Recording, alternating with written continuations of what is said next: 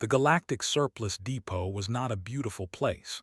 It floated in the darkness of space near a dying red star, and it was full of broken machines, old ships, and things that nobody wanted anymore. The station was huge, bigger than most cities, and it smelled like rust and oil and forgotten dreams. Walked through the crowded hallways with his hands in his pockets.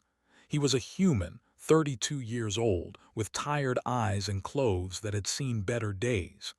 He was a salvage trader, which meant he bought old junk and tried to sell it for more money. It was not a glamorous life, but it was his life. Today he was looking for engine parts.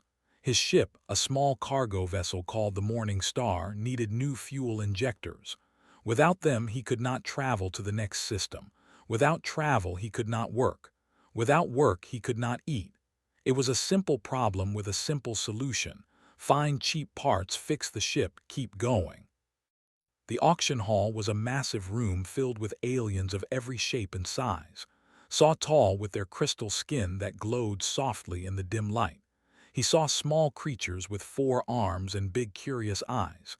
He saw species he did not even have names for. Humans were rare out here, far from Earth. Most people looked at like he was a strange animal in a zoo. He found a seat in the back and waited. The auction moved slowly. Lot after lot passed by on the big screens. Old mining equipment, broken communication arrays, a container of expired food paste that nobody wanted, waited for the engine parts. Then something strange happened. Lot 7749 appeared on the screen. The image showed a ship, but not like any ship had ever seen in real life. It was beautiful in a strange way, with long sweeping lines and a hull that seemed to eat the light around it. The metal was dark, almost black, but with hints of gold that moved like liquid when the camera angle changed. The text under the image said, "Unidentified vessel, decommissioned, scheduled for stellar disposal." Stellar disposal meant they were going to throw it into the dying star. They were going to destroy it. Felt his heart beat faster. He knew this ship, not from real life but from stories. His grandmother, before she died, used to tell him tales of the old days. She said that long ago, before anyone could remember, humans had traveled the stars in ships of gold and shadow. She said they had built an empire that stretched across the galaxy. She said they had been great. Everyone thought the old woman was crazy. Humans had only been in space for a few hundred years. They were newcomers, still learning, still small. The idea that humans had once ruled the stars was just a fairy tale. But this ship looked exactly like the ones in his grandmother's stories. The auctioneer, a tall with pale blue crystal skin, spoke in a bored voice. Lot 7749. Starting bid is 1,000 credits. This vessel is scheduled for destruction tomorrow at noon station time. Buyer must remove it before then, or it goes into the star. Nobody raised their hand.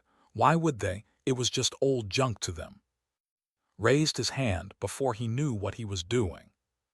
The auctioneer looked at him with surprise. Then it laughed. The sound was like glass wind chimes. The human bids 1,000 credits for a ship that will be thrown into a star tomorrow. Does anyone else wish to waste their money? Nobody moved. Nobody cared. 2,000 said. His voice shook a little. He did not have 2,000 credits. He did not even have 1,000. But he could not let this ship die. The auctioneer looked amused now. Other aliens in the crowd turned to stare at the strange human. Some of them laughed too. The human bids 2,000. Anyone else? No, very well. The made a gesture with its long fingers. Sold to the human for 2,000 credits. Payment is due within 1 hour. If you cannot pay, you will be arrested for auction fraud. Stomach dropped. What had he done? He walked out of the auction hall in a daze. He needed money and he needed it fast. He went to his ship and looked at everything he owned. The fuel injectors he had come to buy were forgotten now. He sold his spare food supplies. He sold his backup oxygen tanks. He sold his grandmother's old necklace, the only thing he had left from her. It hurt to let it go, but something told him she would understand. In the end, he had exactly 2,147 credits, enough to pay, with a little left over. He paid the auction office and received it to the ship. The worker who gave it to him was a small creature with too many eyes. It looked at with something like pity. "You know that ship is broken, yes," it said. "The Hegemony Council ordered it destroyed. They said it was culturally destabilizing, whatever that means. You have until noon tomorrow to move it or lose it." Where is it? Hangar 77, far end of the station. Good luck, human, you will need it. The walk to Hangar 77 took almost an hour. The station was old and confusing, and the far sections were dark and empty, past broken machines and sealed doors that had not opened in years. Finally, he found the hangar. The door was massive and covered in warning signs. "Use thee," and stepped inside. The ship was waiting for him. It was even more beautiful up close. The hull was smooth like water frozen in time. The dark metal had patterns in it, shapes that looked almost like writing. Walked closer, his footsteps echoing in the empty hangar. When he touched the hull, something happened. A pulse of light ran through the ship, starting from where his hand touched and spreading outward like ripples in a pond. Lights flickered on inside the vessel. A door opened with a soft hiss, like the ship was breathing after a long sleep. Stepped inside. The interior was dark at first, but lights came on as he walked. The walls were covered in screens and panels, all showing text in a language he almost recognized. It looked like Korean, but older, different. His grandmother had taught him some old words, traditional words that most people had forgotten. One screen lit up brighter than the others. Text scrolled across it. "System activation detected. Biological scan complete. Human DNA confirmed. Welcome, child of Earth. This vessel is awaiting authorized personnel for 3,217 years. You are home." Read the words 3 times. 3,000 years. This ship had been waiting for 3,000 years. He touched another panel and a hologram appeared in the air. It showed a woman in a uniform he did not recognize. She had a kind face and sad eyes. When she spoke, her voice filled the ship. "If you are seeing this message, then I am long dead and our civilization is gone, but you survived. Somehow, against all odds, you survived." The woman smiled, but there were tears in her eyes. "My name is Admiral Go, commander of the 1st Exodus Fleet, and I need you to know the truth about what happened to us, what they did to us." The message continued, but could not hear it anymore. His legs felt weak. He sat down on the dusty floor of a ship that was older than human history, and he cried. His grandmother had not been crazy. The stories were real. Humans had once been great, and something had taken that from them. Someone had stolen their past. And now, the hegemony wanted to destroy the evidence. Wiped his eyes and stood up. He did not know how to fly this ship. He did not know where to go or what to do, but he knew one thing for certain. He was not going to let them throw thee into a star. He pulled out his communication device and called the only person he trusted in the whole galaxy. He said when she answered, "I need your help. I found something impossible, and we have until noon tomorrow to save it." Bay arrived at Hangar 77 3 hours before noon. She was a small woman with short black hair and grease stains on her hands that never seemed to wash off completely. She had been an engineer on cargo ships for 15 years, and she thought she had seen everything the galaxy had to offer. She was wrong. When she stepped into the hangar and saw she stopped walking. Her bag fell from her shoulder and hit the floor with a thud. For a long moment, she just stared. She said slowly, "What is this?" Came down the boarding ramp with a tired smile. He had not slept all night. He had spent hours watching the holographic messages stored in the ship's computer, learning things that made his head spin. "This is he said. "It is 3,000 years old. It was built by humans, and the hegemony wants to destroy it before anyone finds out it exists." walked closer to the ship. She ran her hand along the hull, feeling the strange metal that was neither warm nor cold. Her engineer's mind was already racing with questions. What alloy was this? How was the surface so smooth after thousands of years? Why did it seem to glow faintly when she touched it? "This is impossible," she whispered. "I know, but it is real. Come inside. I need to show you something." Inside the ship's eyes grew wider with every step. The technology was unlike anything she had ever seen. The screens used light in ways that modern ships could not copy. The power systems were silent and clean, with no vibration, no heat waste, no signs of the inefficiency that plagued every ship she had ever worked on. She pulled out her scanner and started running tests. The results made her hands shake. She said, her voice barely above a whisper, "This ship has a fold drive." Looked confused. "What is a fold drive?" "It is something that should not exist." Sat down heavily in one of the ancient chairs. "Modern ships use jump drives or warp systems. They bend space a little bit to travel faster than light, but even the best ships take weeks or months to cross the galaxy. A fold drive is different. It does not bend space. It folds it, like folding a piece of paper so two distant points touch. In theory, you could cross the entire galaxy in hours." In theory. The hegemony says it is impossible. They say the laws of physics do not allow it. Every species in the galaxy believes this. Looked at with fear in her eyes. "But this ship has one, a working fold drive. The power readings are off my scanner's charts. The hegemony has been lying. They have been lying to everyone." Nodded slowly. He had already started to understand this from the messages he had watched. Admiral Go said the same thing. She said the hegemony came to humanity 3,000 years ago. They said they were our friends, our guides, but they were afraid of us, afraid of what we would become. So they destroyed our civilization and pushed us back to Earth. They erased our memories, our history, everything. Stood up and paced the room. "This changes everything. If other species knew the truth, the hegemony would collapse. No wonder they want this ship destroyed." A loud alarm suddenly filled the hangar outside. Red lights flashed through the ship's windows and ran to the bridge and looked at the external cameras.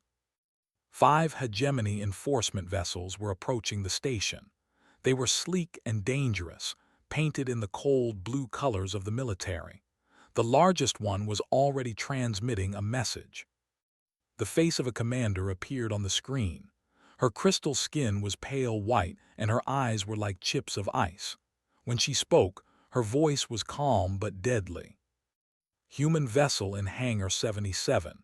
You are in possession of restricted technology. By order of the Hegemony Council, you must surrender the ship immediately for disposal. You have 10 minutes to comply. If you do not comply, you will be terminated." The transmission ended. Looked at, "We have 10 minutes. Can we fly this ship?" "I do not know. The systems are ancient. I have never seen anything like them." Sat down in what looked like the pilot's chair.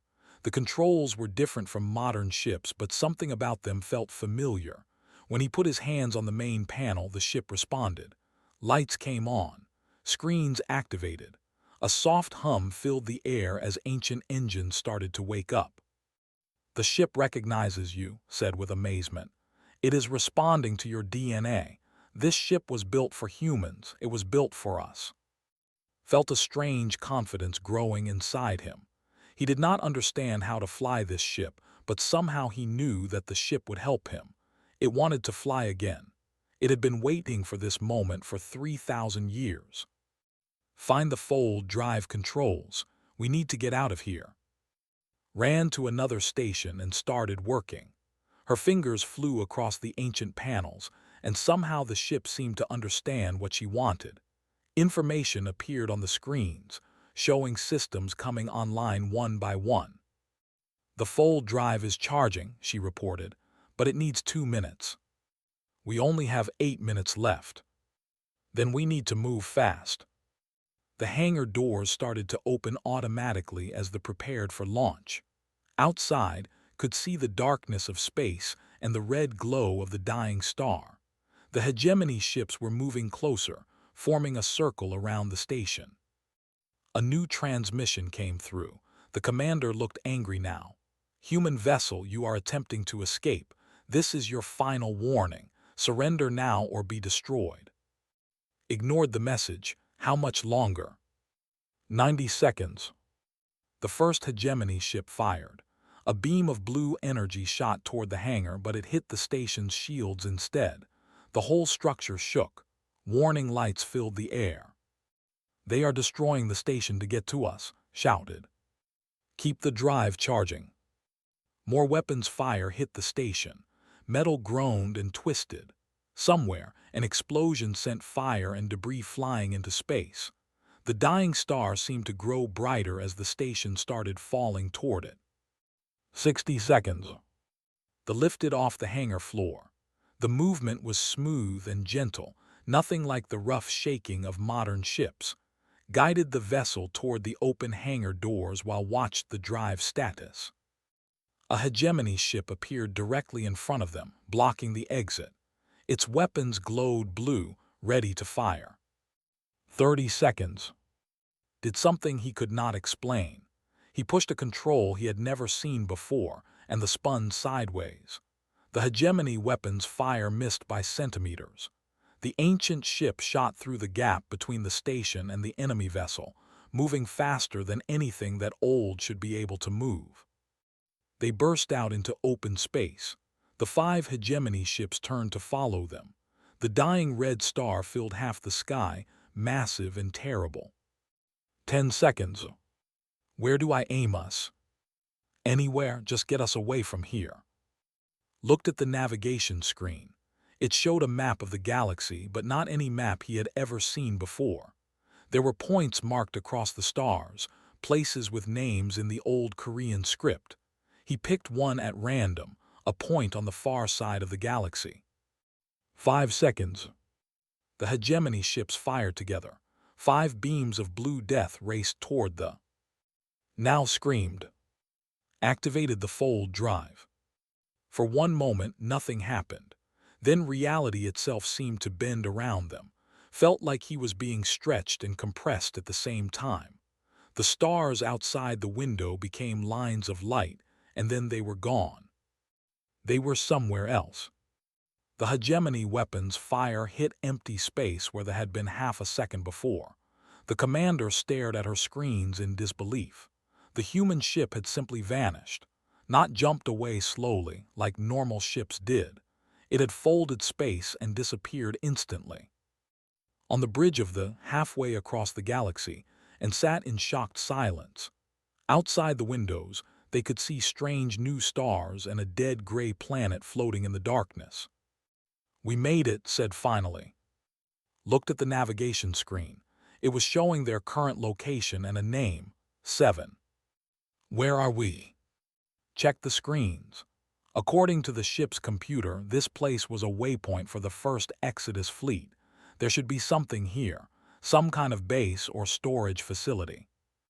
Felt tired and excited and scared all at the same time.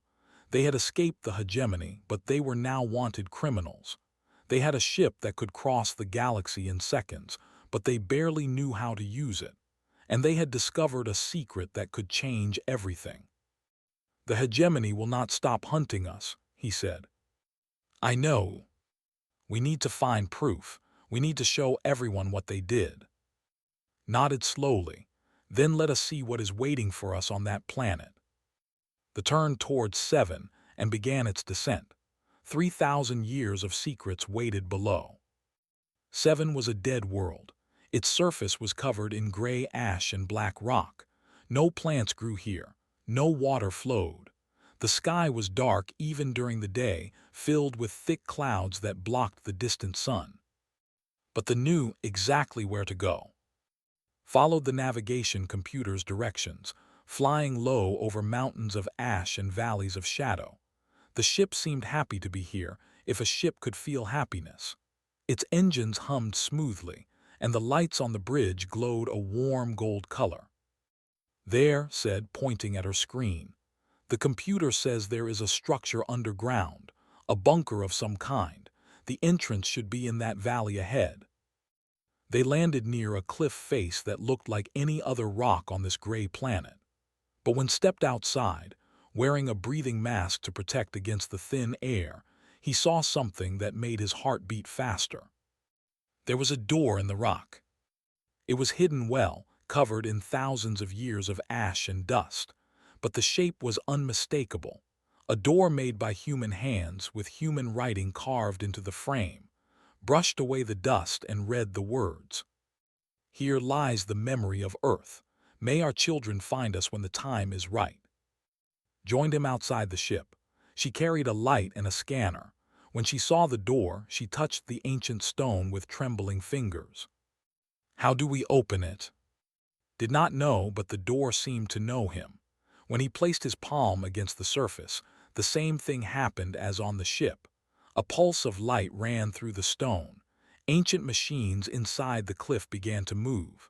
The door opened slowly, revealing a dark tunnel that led deep underground. They walked inside. The tunnel was long and narrow, lit only by their lights. The walls were smooth and carved with more writing, more symbols that was starting to recognize. This was Old Korean, the language of his ancestors, preserved perfectly for 3,000 years.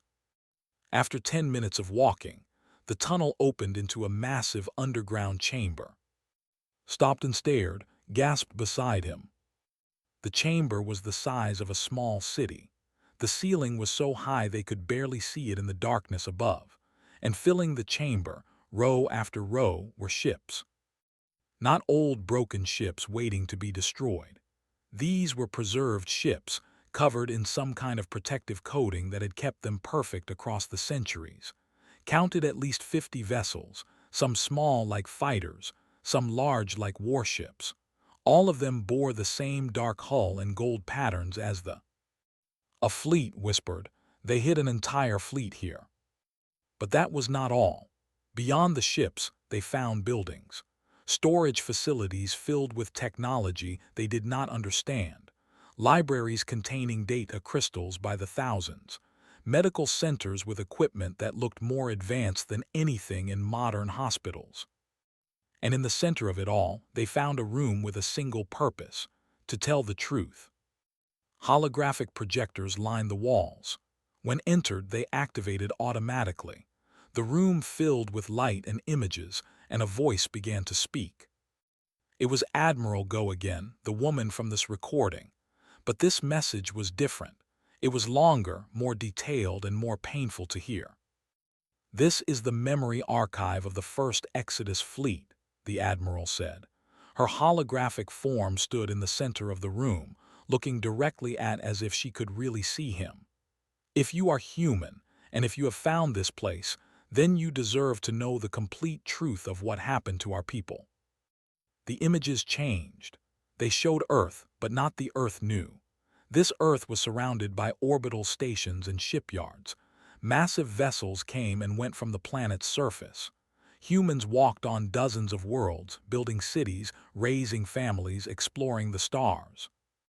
3,200 years ago, humanity was the most advanced civilization in this region of the galaxy, the Admiral continued.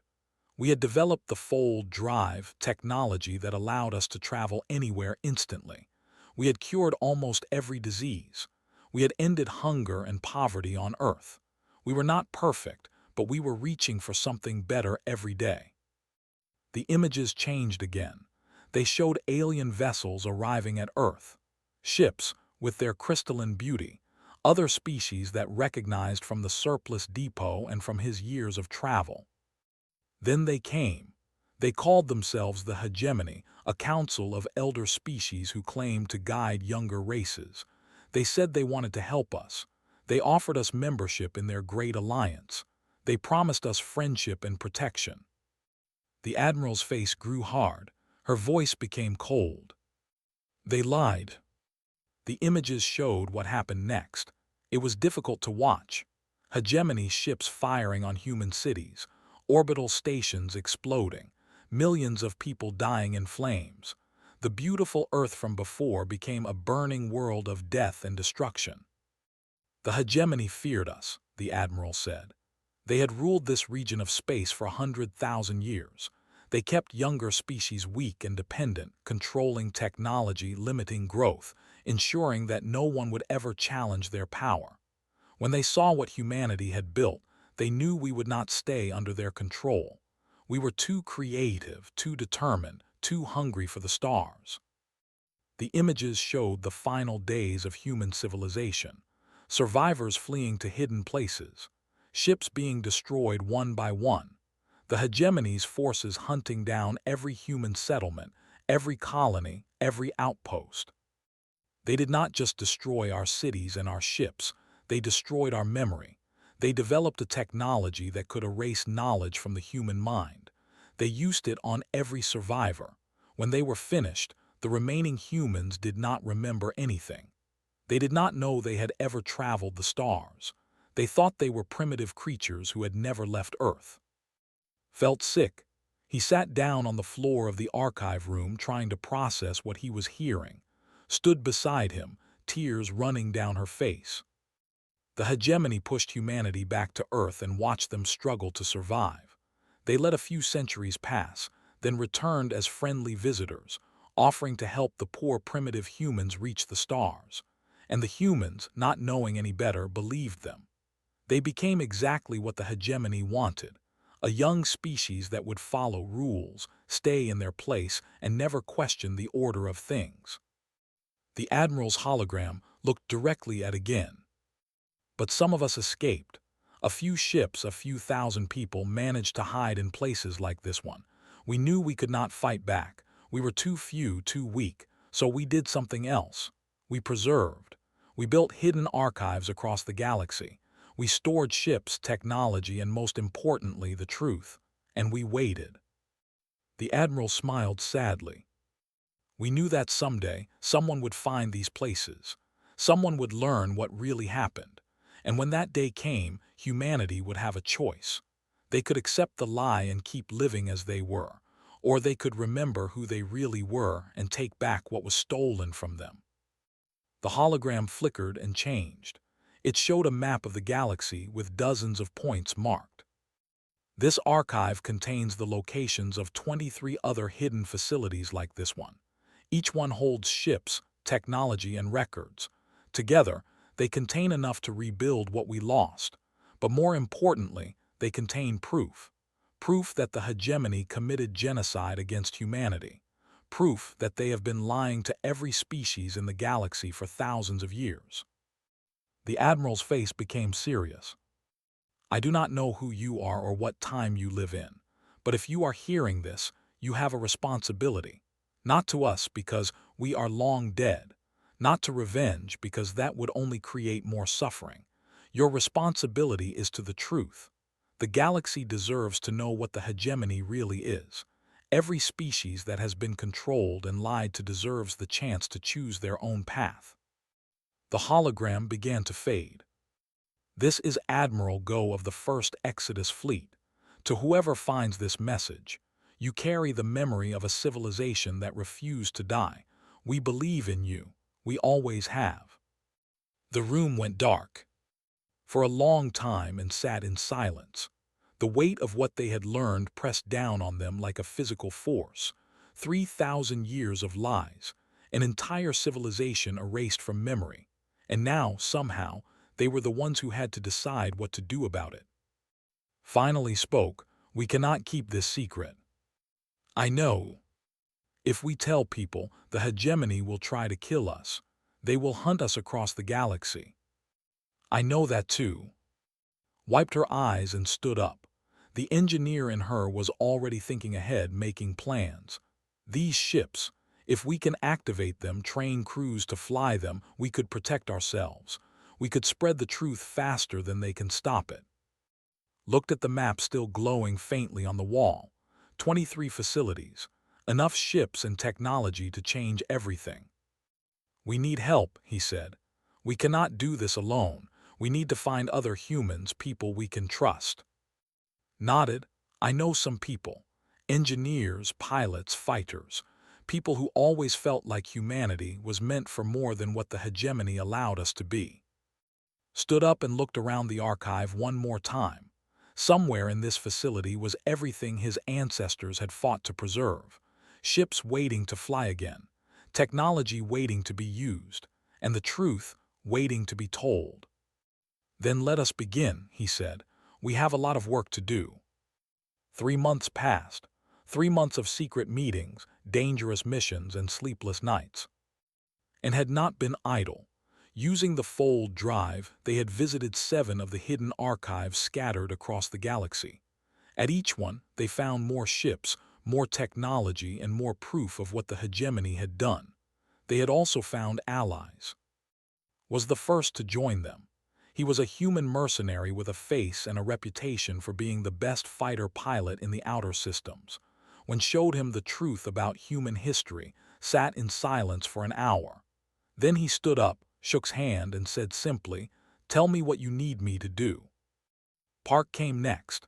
She was a historian who had spent her life studying human myths and legends. She had always believed there was truth hidden in the old stories, and now she finally had proof. She cried when she saw the archives, and then she got to work organizing the information so others could understand it. Others followed. Engineers who were tired of being told humans could not build better ships.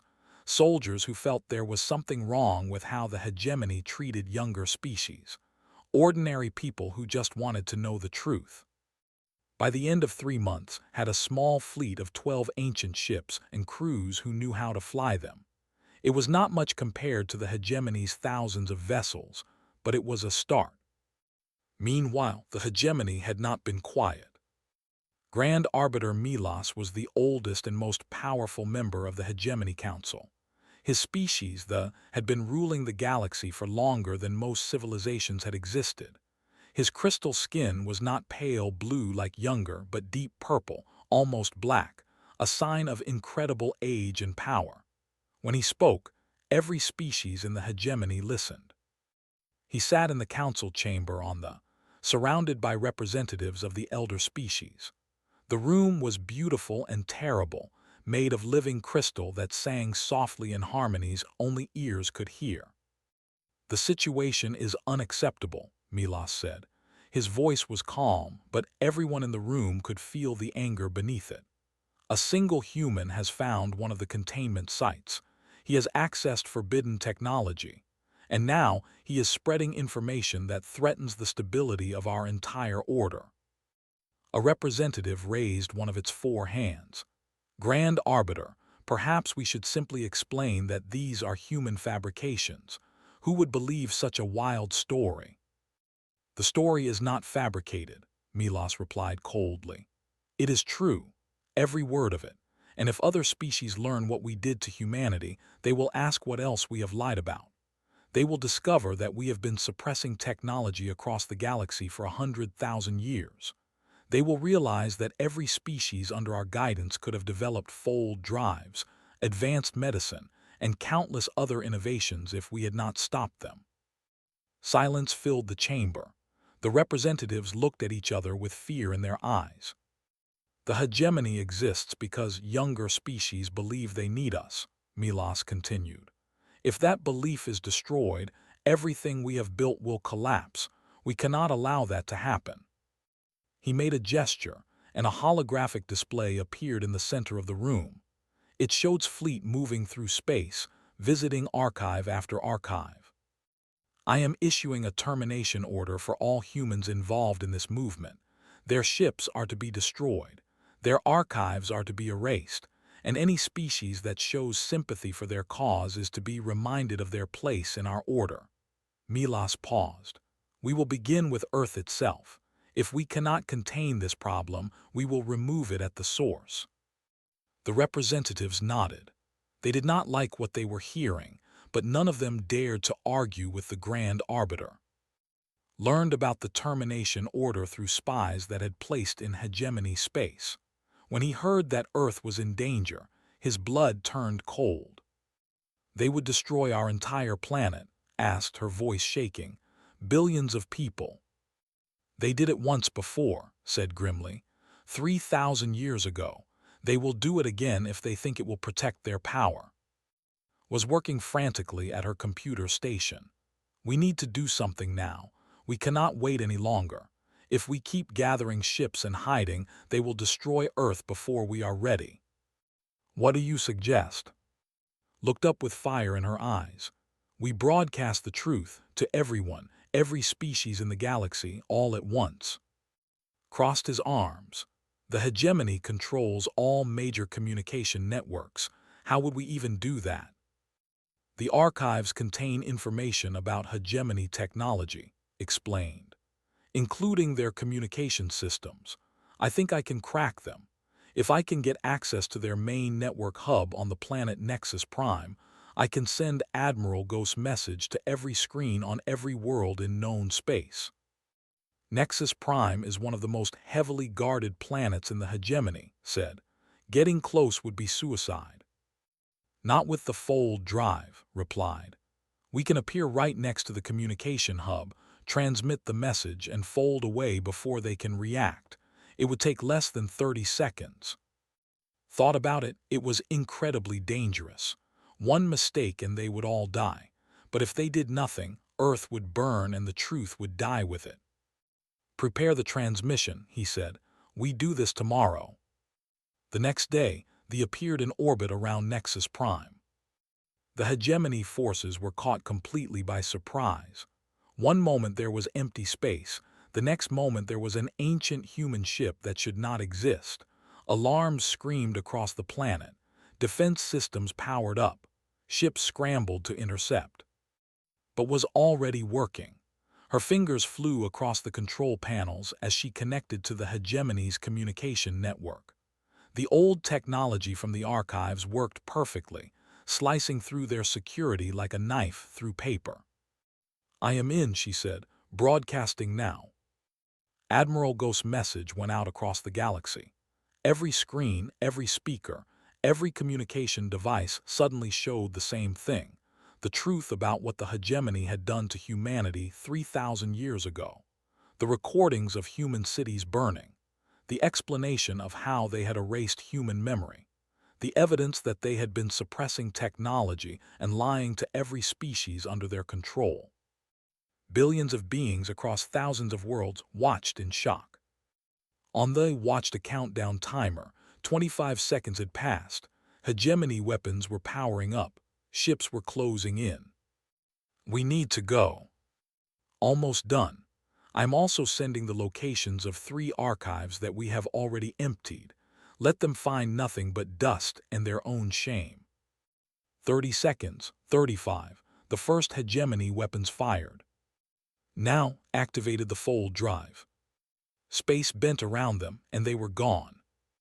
The aftermath was immediate and chaos. Protests erupted in the crystal streets. Citizens demanded answers. Younger who had always been taught that the hegemony was good and just now questioned everything they had been told. The collective called an emergency meeting and announced they were suspending their membership in the hegemony until a full investigation could be completed. Other species followed. Some demanded access to restricted archives. Some demanded an end to technology suppression. Some simply demanded the truth. Grand Arbiter Milos watched his perfect order crumble and felt something he had not experienced in 10,000 years. Fear. Find the humans, he ordered. Find them and destroy them, all of them. We will deal with the other species later, but the humans must die first.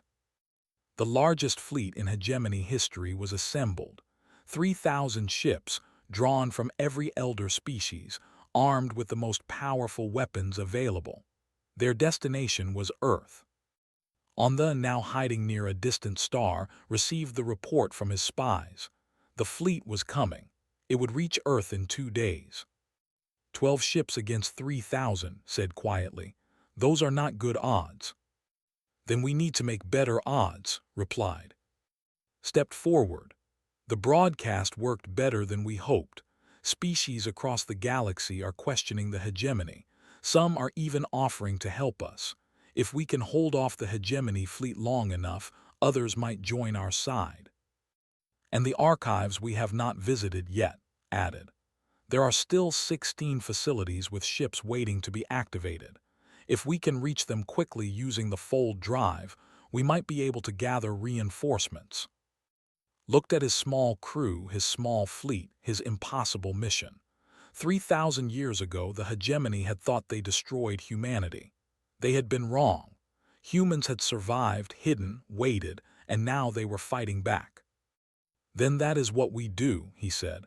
Take half the fleet and start hitting hegemony supply lines. Keep them distracted. Plot courses to the remaining archives. We are going to activate every ship we can find. Keep broadcasting. Keep telling the truth. Every species that joins us is another crack in the hegemony's armor. He looked at Earth on the navigation display, that small blue dot so far away. We have 2 days to save our. Let us not waste a single moment. The fold drives activated, and humanity's small fleet scattered across the galaxy, racing to gather enough strength to face the coming storm. The sky above Earth had never looked like this before. 3,000 hegemony ships hung in orbit, their weapons pointed at the blue planet below. Grand Arbiter Milos stood on the bridge of his command vessel, the Eternal Order, looking down at the world he was about to destroy. They had their chance, he said to no one in particular. They could have stayed quiet, they could have accepted their place, but humans never know when to stop. Behind him, his officers worked silently at their stations. None of them questioned the Grand Arbiter. None of them dared. All ships prepare to fire on my command. Target the major population centers first. We want this to be quick. On Earth's surface, 7 billion humans looked up at the alien fleet and felt the same fear their ancestors had felt 3,000 years ago. But this time, something was different. This time, they knew the truth. Admiral Ghost's broadcast had spread across the planet. Every human now knew what the hegemony had done to them. Every human now knew what humanity had once been. And for the first time in 3,000 years, humanity remembered. Grand Arbiter, one of the officers suddenly shouted, "We are detecting fold signatures, multiple contacts appearing throughout the system." Milos turned to look at the display. His crystal skin flickered with confusion. Golden ships began appearing all around the hegemony fleet. Not 12 ships, as intelligence had reported. Dozens, then hundreds. The dark hulls with gold patterns, the elegant designs of the first Exodus filled space like stars coming to life. Stood on the bridge of watching his fleet assemble. The past 2 days had been a blur of fold jumps, archive activations, and desperate recruiting. Every hidden facility had yielded more ships. Every broadcast had brought more volunteers. Humans from across the galaxy had come to fight for their. And they were not alone. Alongside the ancient human ships, other vessels appeared. Ships, small but fast, their crews ready to stand against the hegemony that had controlled their species for too long. Ships from minor species that had watched the broadcast and decided that enough was enough. Even a few vessels, crewed by young officers who believed in truth more than power. Opened a channel to all frequencies. This is of speaking to the hegemony fleet above Earth. You came here to finish what you started 3,000 years ago. You came to destroy us and bury the truth forever. But you are too late. The truth is already out. The galaxy knows what you did, and we will not let you do it again. Grand Arbiter Milos stared at the display showing the human fleet. There were over 300 ships now, still outnumbered by his force but far more than he had expected, and more kept arriving every minute. "This changes nothing," he said, though his voice was not as certain as before. "We still have superior numbers. All ships attack the human fleet, destroy them all." The battle began. Hegemony ships fired beams of blue energy at the human fleet. The ancient vessels responded with weapons that had not been used in 3. Gold and blue light filled the space around Earth as 2 forces clashed in the largest battle the galaxy had seen in 100,000 years. The human ships were smaller and fewer, but they were faster and more agile. Their fold drives allowed them to disappear and reappear instantly, striking at weak points before the hegemony could react. Led a squadron of fighters that danced through the enemy formation, destroying hegemony weapons platforms and communications arrays. But the hegemony had numbers on their side. For every ship they lost, they had 10 more to replace it. Slowly, they pushed the human fleet back toward Earth. Watched the battle with growing desperation. They were doing everything right, but it was not enough. Eventually, the hegemony would break through and reach Earth. He said, "Is there anything in the archives we have not used yet? Any weapon, any technology?" Checked her records. There is one thing. The architects of the first Exodus included a planetary defense network. If Earth still has the receiver nodes hidden somewhere on the surface, we could activate it from here. But we would need to get close to the planet's surface to establish a connection. What does this defense network do? According to the archives, it creates an energy shield around the entire planet. Nothing can get through, not weapons, not ships, nothing.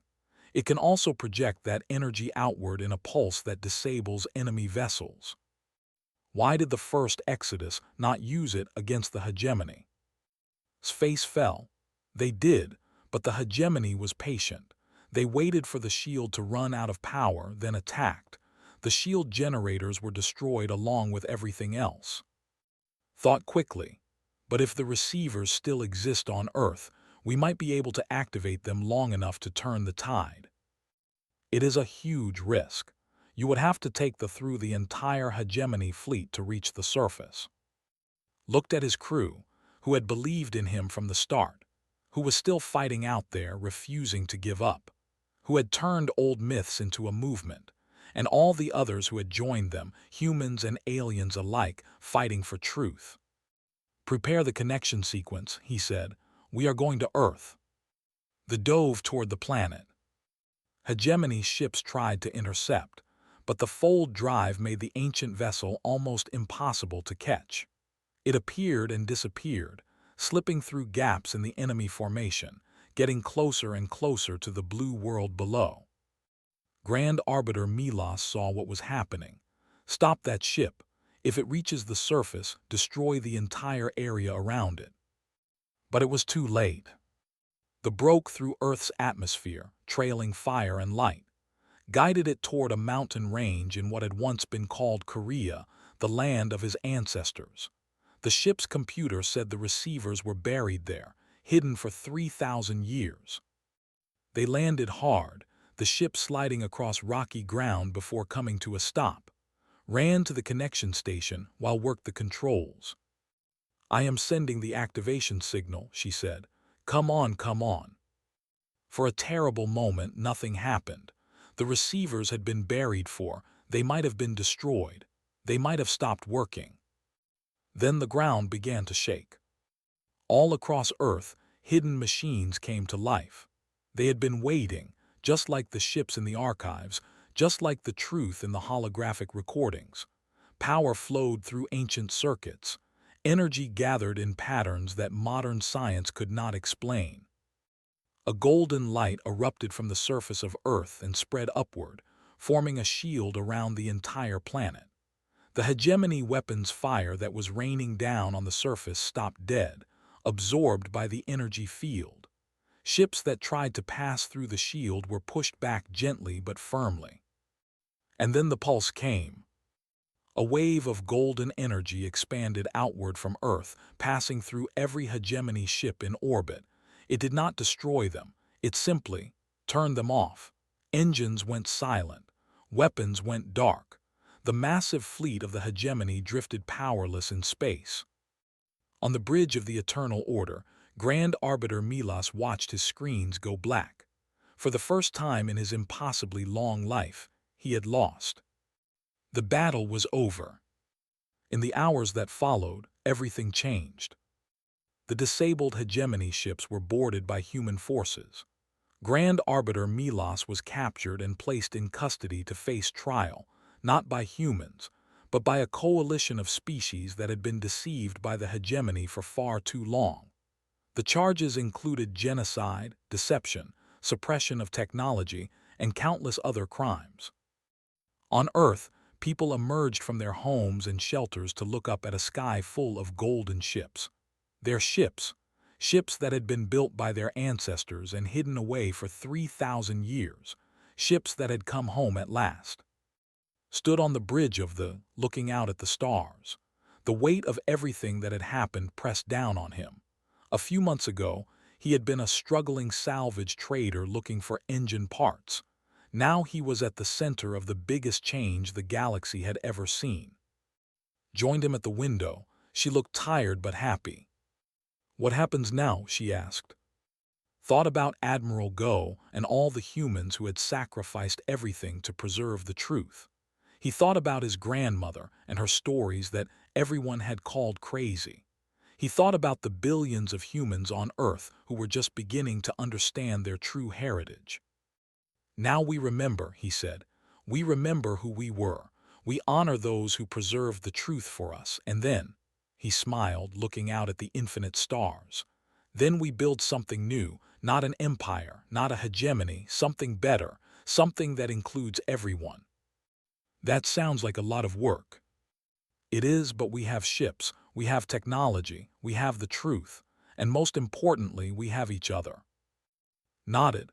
The hegemony spent 100,000 years controlling the galaxy through lies and fear. It is going to take a long time to undo all that damage. Then we better get started. The rose slowly from the Korean mountainside where it had landed. The planetary shield was still active, protecting Earth while it recovered from the near destruction. Across the galaxy, species were waking up to a new reality, one where they could develop their own technology, chart their own course, and make their own choices. It would not be easy. There would be challenges and setbacks. Old hatreds would take generations to heal, but for the first time in 3,000 years, humanity had hope. Looked at the navigation screen. It showed the entire galaxy, vast and beautiful and full of possibilities. "Where do we go first?" asked. Thought about it. There were still archives to explore, allies to find, and a new order to build. The universe was waiting. "Everywhere," he said. "We go everywhere." The fold drive hummed to life. The stars stretched and bent. And the ship that had been waiting 3,000 years to fly again carried humanity forward into a future that was finally their own. The myths were true. The past had been remembered. And now, at last, the real story could begin.